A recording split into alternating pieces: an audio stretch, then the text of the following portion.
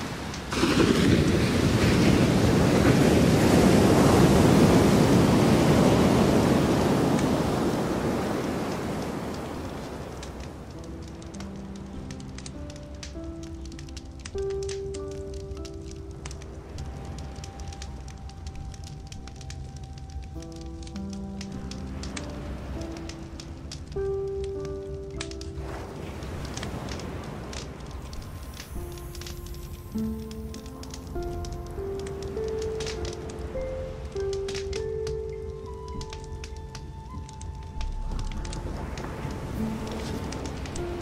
sanctuaire intérieur. Pour chaque Essénien, Essénienne, il est fondamental d'avoir un espace à l'intérieur, dans le cachet, où il peut se réfugier, entrer, afin d'être dans la communion, le partage, la conversation avec son être intérieur, son âme, et même avec Dieu et ses représentants, comme les anges, les archanges ou les dieux. Il y a à l'intérieur de chaque homme un sanctuaire, un lieu sacré dans lequel Dieu réside, dans lequel il est vivant, présent, conscient. Tous les temples, dans tous les peuples, ont été bâtis pour rappeler aux hommes qu'il y a à l'intérieur d'eux un lieu de félicité, d'harmonie, d'éternité, d'immortalité. Ce lieu est caché, il appartient au mystère. Il se situe au centre de l'homme, dans le cœur. Il est entouré d'une protection, d'une carapace qui le rend invisible.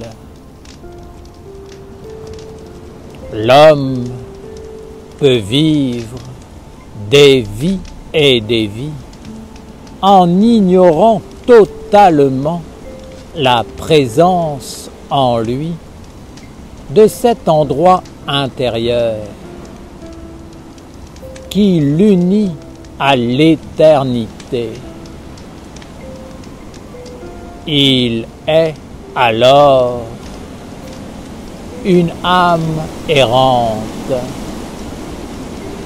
un voyageur qui cherche à l'extérieur ce qui, en vérité, se trouve à l'intérieur. Il se trompe tout simplement et passe à côté de la porte étroite. Il ne peut pas entrer dans ce secret. Il est comme un être qui n'a pas de maison, de tradition, de racines. Il est pris par la peur. Il est toujours méfiant, à l'affût des agressions extérieures, ne se reposant et ne dormant jamais.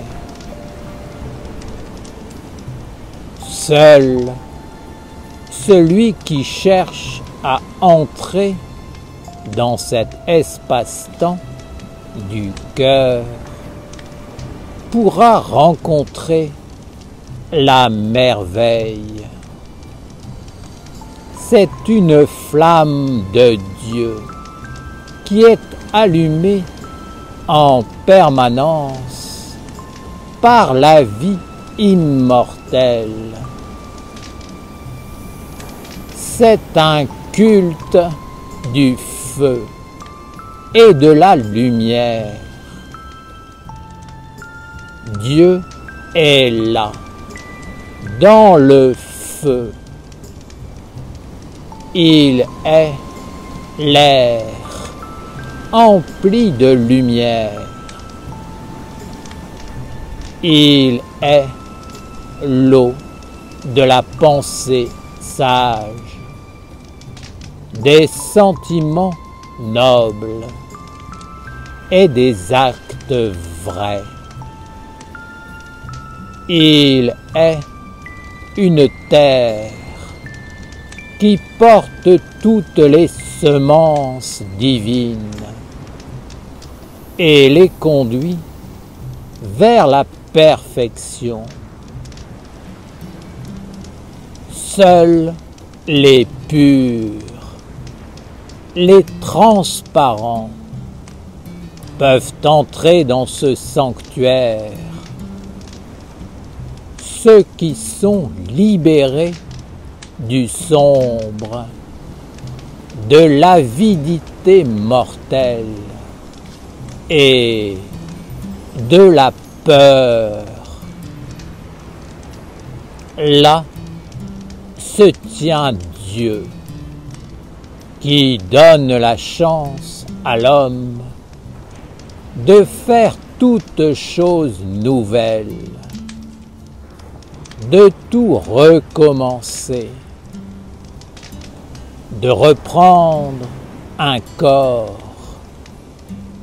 de transformer, de modifier sa destinée et de conduire sa vie vers les sommets de la création.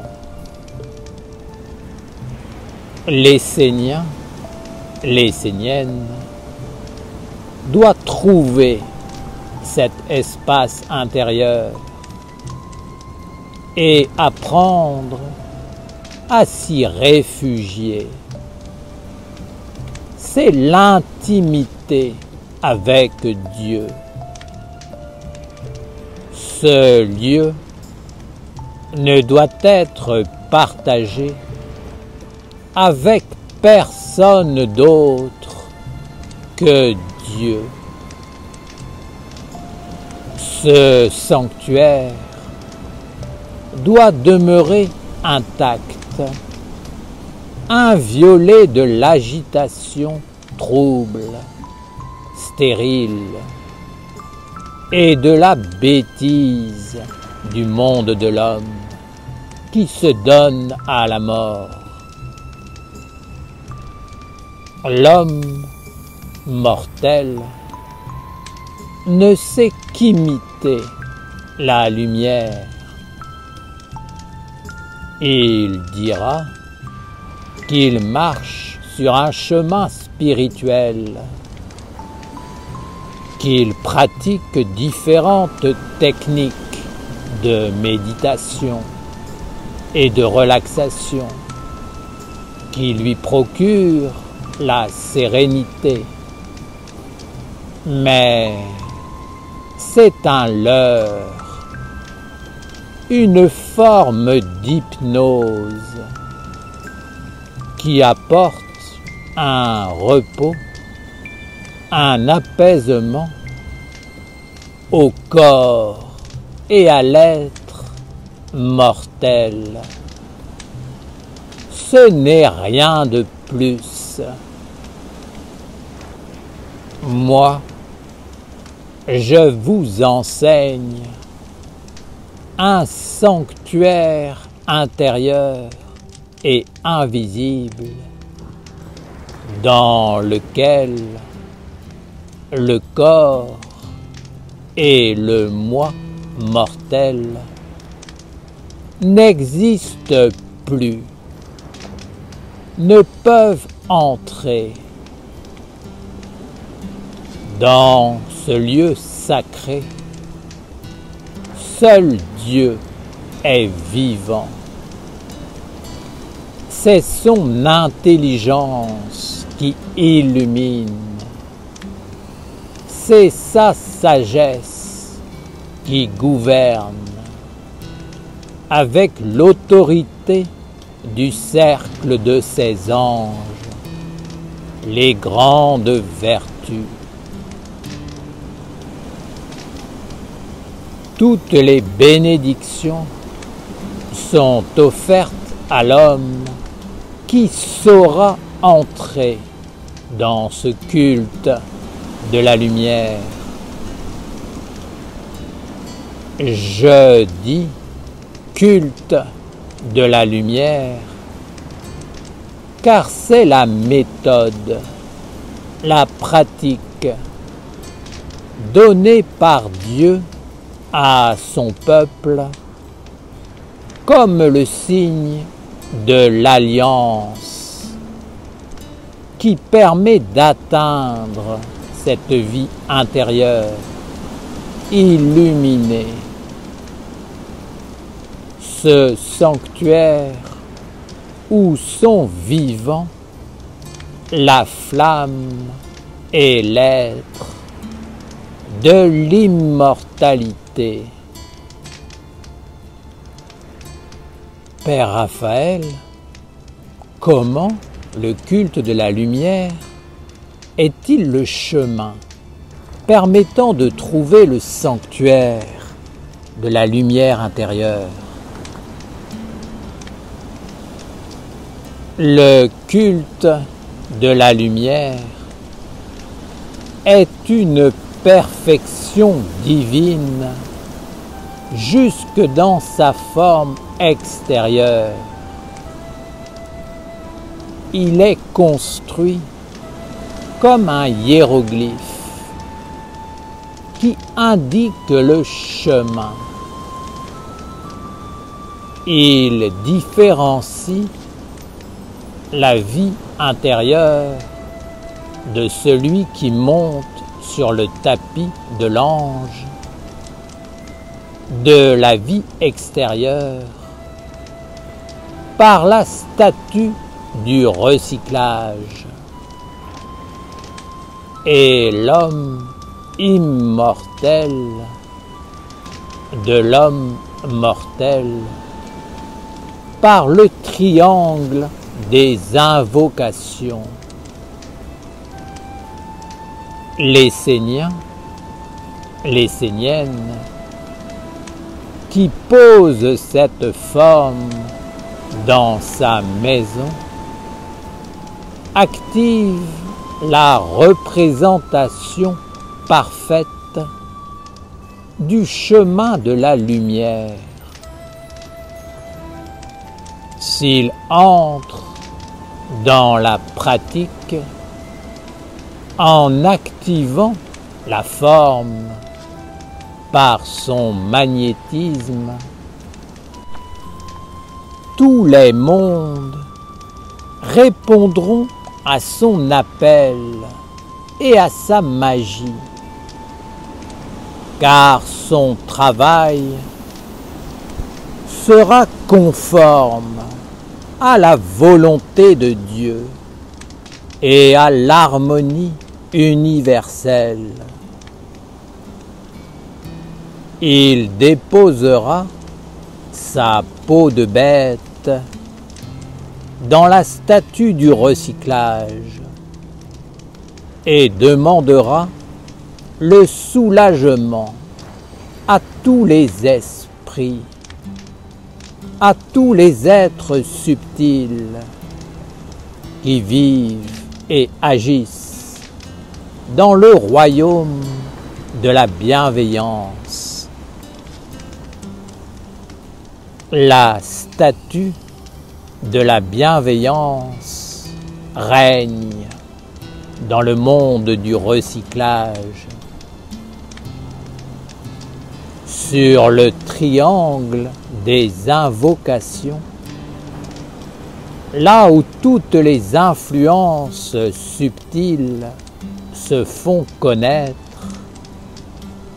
l'Essénien, l'Essénienne s'éveillera et apprendra à gouverner sa vie pour être digne de se présenter devant les portails de l'école de Dieu et d'entrer dans le lieu de la conversation avec l'ange de la lumière intérieure. Bien entendu, au début, l'Essénien, l'Essénienne sera juste allégé de l'influence du monde des hommes lorsqu'il posera son pas sur le tapis sacré. Mais par la pratique et le soutien mutuel de toute la nation, il retrouvera et fortifiera son lien avec l'expérience de la source intérieure. Les matérialistes diront: comment faire pour retrouver la source éternellement originelle de la vie? La technique est contenue dans le culte. Il faut apprendre à voir toutes les étapes en soi et autour de soi et établir un lien vivant, magique, en prenant l'engagement d'être un parent de Dieu et ensuite en pratiquant la discipline.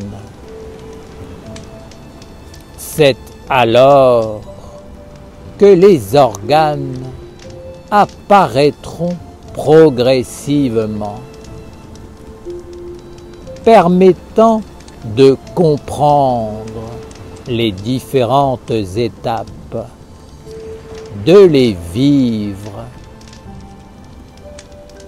À chaque étape, une clarté se fera.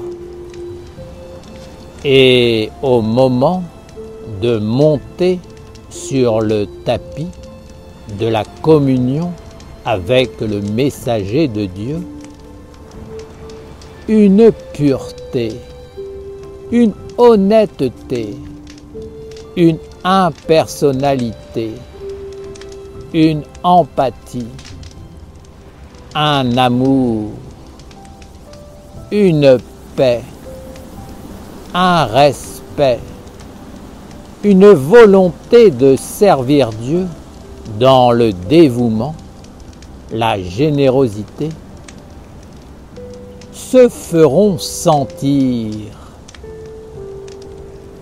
C'est que l'ange sera présent et qu'il ouvrira la porte du sanctuaire.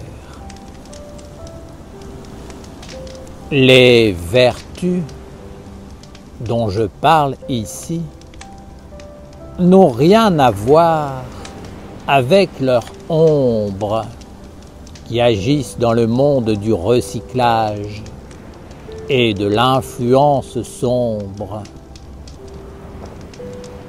L'homme d'aujourd'hui parle de repos, mais vit dans l'agitation. Il promeut la paix, mais fabrique des armes. Il est asservi par des pensées obsédantes, négatives, malades, qui envahissent son monde, le féconde et le gouverne. L'homme a perdu le contrôle de sa destinée. Il n'est plus le maître sur la terre, mais le pantin, asservi par des pensées, des sentiments qui le rendent malade. Quant à son agir, il est devenu un bio-robot qui bouge uniquement sous ordre. Il obéit sans éveiller sa propre motivation. L'intérêt de son être immortel, de la divinité en lui. C'est la source qui doit gouverner, qui doit éclairer la pensée, les sentiments et animer la force de la volonté. Retrouve la source en toi, car en elle seule réside la réelle compréhension de ton origine sur la terre. Le sens profond et sacré de toute forme d'existence et le lien vivant qui unit le ciel et la terre.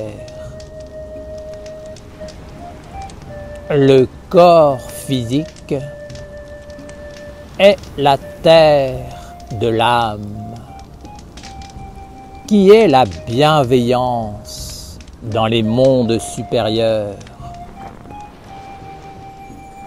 C'est dans le monde divin que résident les vrais amis, les guides, les protecteurs, les parents du culte de la lumière.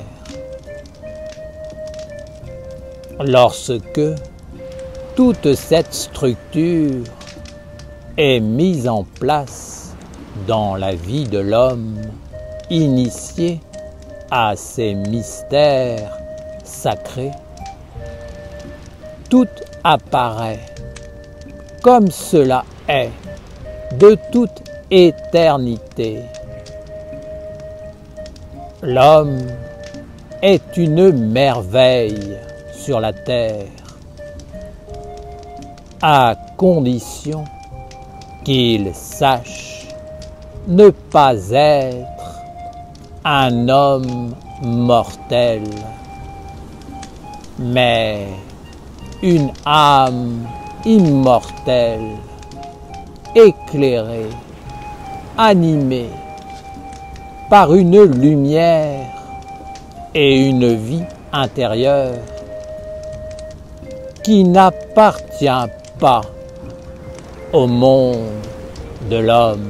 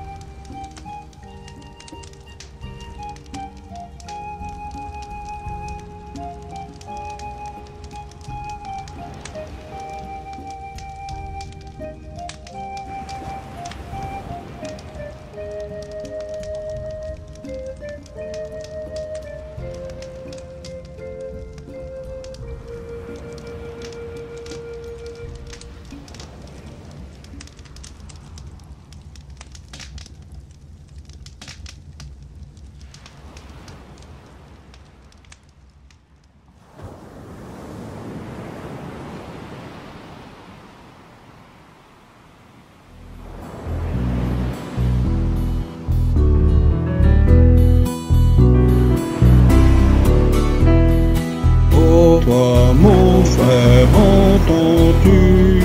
Je pars maintenant convaincu.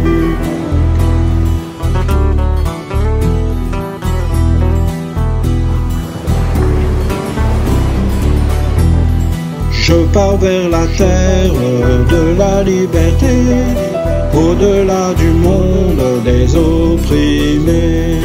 Oh toi, mon frère, entends-tu? Je pars maintenant convaincu. Dis-moi où est la terre des merveilles. Dis-moi où est le nouveau soleil. Je pars vers la terre de la liberté, au-delà du monde des opprimés. Je vois l'autre terre remplie de lumière. Ma vie est un voyage vers le mystère. Oh toi, mon frère, entends-tu? Je pars maintenant convaincu. Dis-moi où est la terre des merveilles. Dis-moi où est le nouveau soleil. Vers la terre des anges, vers l'éternité. J'étais l'ancien des jours, j'étais le nouveau-né. Exilé en marche vers la cité des mages. J'avance en conscience vers la terre des sages. Oh toi, mon frère, entends-tu? Je pars maintenant convaincu. Dis-moi où est la terre des merveilles. Dis-moi où est le nouveau soleil.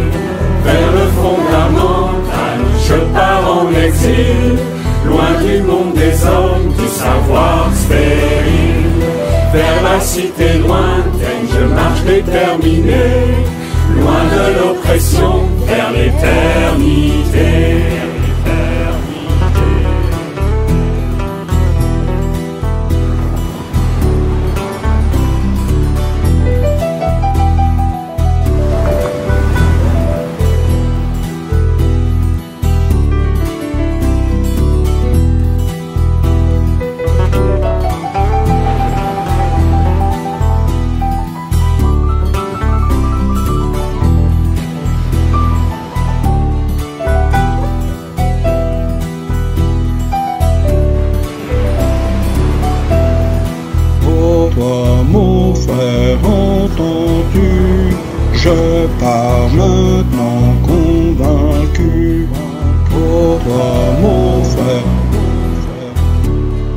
je pars maintenant. Je pars vers la terre de la liberté, au-delà du monde des opprimés. Je pars vers